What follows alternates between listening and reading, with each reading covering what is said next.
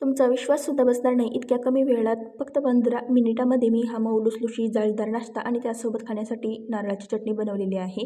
तर काय करायचं, 2 चमचे पोहे पाणी ओतून चांगले भिजवून घ्यायचे. पोहे चांगले भिजले की मिक्सरच्या भांड्यात घालायचे. त्यामध्येच 1 वाटी रवा, पाऊण वाटी ताजे दही, चवीनुसार मीठ आणि अर्धी वाटी पाणी घालून मिक्सरमधून अशा वाटून घ्यायचे.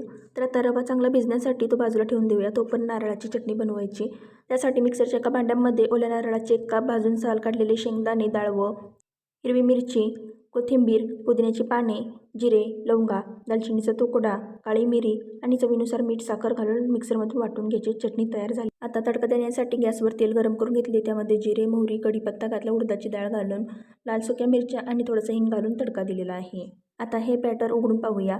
तर यावरील रवा छान असा भिजला आहे. आता यामध्ये पाव चमचा सोडा घालायचा, व्यवस्थित फेटून घ्यायचे आणि गॅसवर तवा ठेवून त्यावर थोडेसे तूप घालायचे आणि त्यावर हे बॅटर घालून अशा प्रकारे मऊ लुसलुशीत जाळीदार डोसे बनवून घ्यायचे.